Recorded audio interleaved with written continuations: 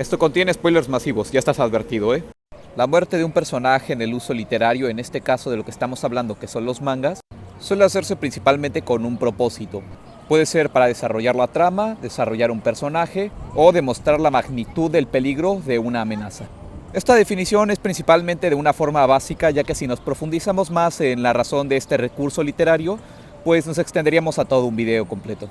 Pero este no es el caso. Yo lo que quiero poner en mesa es si está bien matar a muchos personajes o no, ya que se ha empezado a dividir mucho la opinión, unos diciendo que está bien que se mueran muchos para demostrar la magnitud de los peligros, y otros que lo toman innecesario, aparte que dicen que les da ansiedad si se les muere su personaje favorito. No se podría dar una respuesta corta a si está bien matar o no a muchos personajes, ya que el matar a muchos personajes y que sea una buena muerte tiene muchos factores.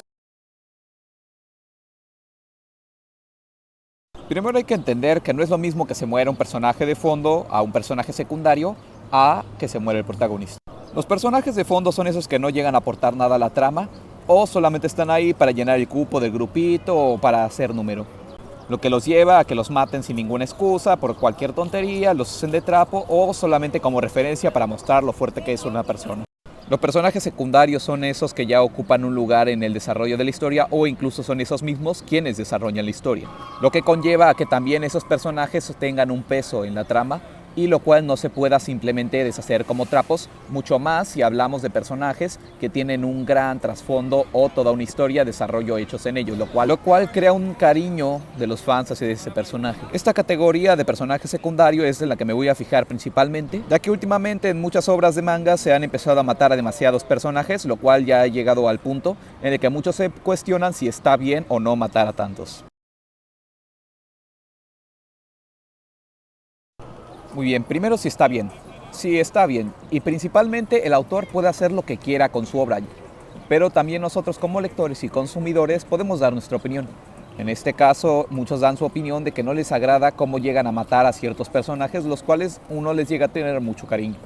Claro, ver a un personaje que ha tenido un buen desarrollo a lo largo de la historia y ha acompañado al lector por mucho tiempo, como que pega un poco ver que se muera. Claro que no es todas las ocasiones, ya que hay veces en las que se le da una conclusión tan buena a un personaje que nosotros mismos aceptamos esa conclusión y nos agrada mucho en el corazón ver que se le dio una muy buena conclusión y final a ese personaje. El problema que muchos tienen es ver que un personaje muy bien desarrollado y que se le ha agarrado cariño muere de una forma que deja un vacío. Déjenme explicarles, no es lo mismo ver la muerte de un personaje que murió de forma gloriosa dando un mensaje incluso al propio espectador, a ver una muerte de otro personaje muy bien desarrollado por la trama y por el autor, que murió solo por capricho del autor para demostrar que el villano era muy fuerte o simplemente no le dio una conclusión que el fanático podría esperar, dejándonos un vacío que nos dejará con cierta inconformidad.